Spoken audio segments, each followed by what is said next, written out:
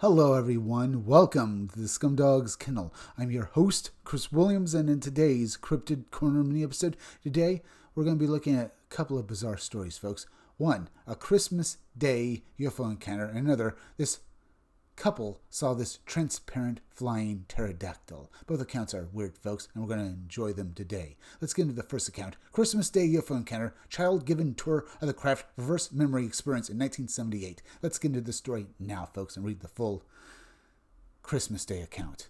On Christmas Day in 1978, a 12-year-old child and both parents witnessed a UFO followed by an extraordinary nighttime experience that would not fully surface until decades later. What was remembered as a dream at the time now reads like a structured contact encounter involving telepathic beings, advanced technology, and a long-term memory trigger. The account raises essential questions about delayed recall, childhood contact experiences, and the phenomenon known as reverse memory activation. Let's read the full account and hear this boy's recollection of it. I saw a UFO on Christmas Day in 1978, and my mom and dad witnessed it too. As a 12-year-old, I was so excited that I went to sleep on the top bunk bed and dreamed that I was being lifted onto a craft. I felt immobilized by a force field as I was lifted.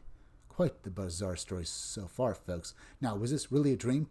Apparently, maybe there was more to it, folks. So let's read on. Once I entered the craft, I could feel my body move again. I was covering my eyes when I felt 2 taps on my shoulder. When I turned around, there were 3 beings, one of whom was a female. She said, "Don't be afraid. We will not harm you. We chose you because we knew you were more curious than afraid."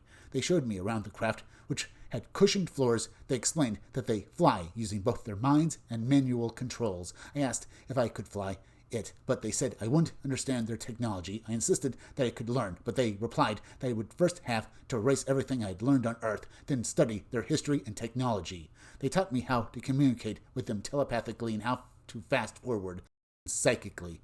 For example, they mentioned that one day we would communicate with other worlds to help us live longer, and that they would teach us how to build a craft that could take us to other planets. So, very interesting so far, folks. It's difficult to share everything, but I wanted to tell you about my special dream. I asked them if I would remember this experience, and they said to me that when I grew older, 40 or 50 years later, I would remember it as if it had happened yesterday, with all the feelings and emotions intact. They refer to this as their technology called reverse memory. I have never shared this story with anyone other than my family, but I thought I would share it here, CB. So is CB an example of actual reverse memory? This technology these alien beings used on them, folks? Some sort of memory that was later activated due to some trigger when he reached, his current, age. Or basically the age when he remembered all of this, folks. It's something enlightening. There's also some commentary and notes, so let's read these as well. This report displays several recurring patterns found in childhood contact cases, including immobilization, onboard instruction, benevolent communication, and delayed recall. The emotional tone is calm, curious, and reflective, rather than fearful, consistent with many juvenile experiencer accounts from the 1960s through the 1980s. The concept of reverse memory closely parallels documented cases involving screen memories, latent recall triggers, and age-activated remembrance, often reported during midlife. The described beings, particularly the presence of a female communicator and the emphasis on telepathy and consciousness-based travel, align with classic contactee-era encounters and modern ultra-terrestrial or interdimensional hypotheses rather than purely mechanical extraterrestrial models. Very enlightening, isn't it, folks? So, were these alien beings really from outer space, or have they always been here alongside of us since mankind first walked the earth, folks? That's the question with this particular Christmas Day alien encounter. But let's move on to the next also bizarre encounter, folks. Transparent sky creatures. Are these winged apparitions, manifestations, or living cryptids? Indeed, folks. Is it possible that the pterodactyl still exists and it's evolved into a near, transparent form, much like the Glimmerman? Let's read on and find out. On a warm July night in 1997, a Birmingham couple watched as 2 enormous, transparent winged beings glided silently over the treetops, their glass-like bodies reflecting the moonlight like living shadows of another world. As more witnesses across the region report similar encounters with pterosaurs and flying rays near water, a deeper question emerges about whether these entities are biological creatures or manifestations that briefly slip into our plane of reality. Hello, I've been searching the internet for years for an explanation for what my husband and I saw back in July 1997 in Burlington, Washington, on a warm summer night around 10 p.m. That night, two large, transparent flying creatures glided over the evergreen tree line into the moonlight, making them visible. Their wingspan was similar to that of a Cessna airplane.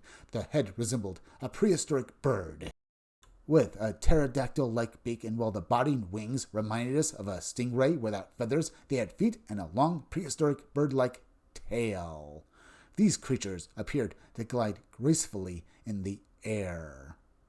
Very interesting. Let's continue, folks. They flew about 10 feet above our heads, colorless and transparent, similar to Wonder Woman's invisible airplane. It looked as if you held a glass underwater. You can see the shape, but not much more. This is precisely how it appeared in the moonlight. It reflected everything around it, as if it were made of reflective glass when the light hit it just right.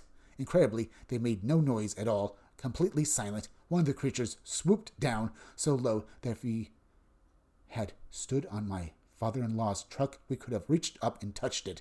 As it flew overhead, it glided above us, nearly colliding with the neighbor's house before veering down the street into the darkness. There was no sound of wings flapping. It was absolutely silent.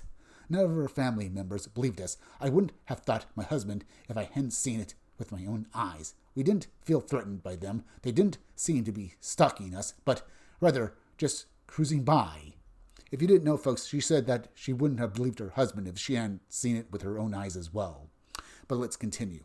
I hope that one day this mystery will be solved. I wondered if it could be due to two dimensions colliding with ours for a brief moment. It seemed so prehistoric. I'm religious, so I also considered the possibility that it could have been a spiritual phenomena. Regardless, I'm glad to know we are not alone in having similar signs. There is some comfort in that K. There's also a note, folks. Let's read that too. Although the descriptions were similar to pterosaurs, they shared qualities with many flying ray signs I've been investigating over the years. These factors included body shape, transparency, stealth, silence, and proximity to water. Washington State has a history of cryptid bird signs. Notably, smaller pterosaur-like creatures are these manifestations or flesh and blood creatures. Well, are they, folks? Are they possibly tulpas, or maybe some sort of interdimensional interlopers that crossed over through some sort of portal? Maybe that would explain why they were semi-transparent, because they are only basically being seen on the very shallowest level possible. Maybe so shallow that they appear transparent, almost like spirits. Or could they have been some sort of other entities? Maybe some sort of demonic presence, perhaps, taking the form of pterosaurs? Or maybe they indeed were some sort of spirits, folks.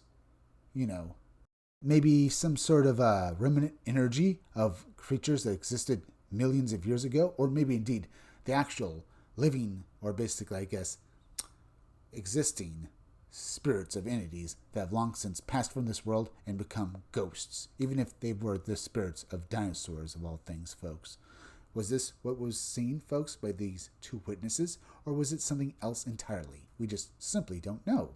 And much like the first story, folks, with this, encounter on Christmas Day with this UFO, we don't know why these entities implanted this memory trigger in this young man. Is it perhaps they wanted to protect him so he didn't go around talking about alien beings since he was a child? And this could have had very negative consequences as he was growing up, perhaps separating him from other children and causing ridicule. Not only that, but also maybe making him a target of the government and those in the government who want to keep all, knowledge of UFOs top secret.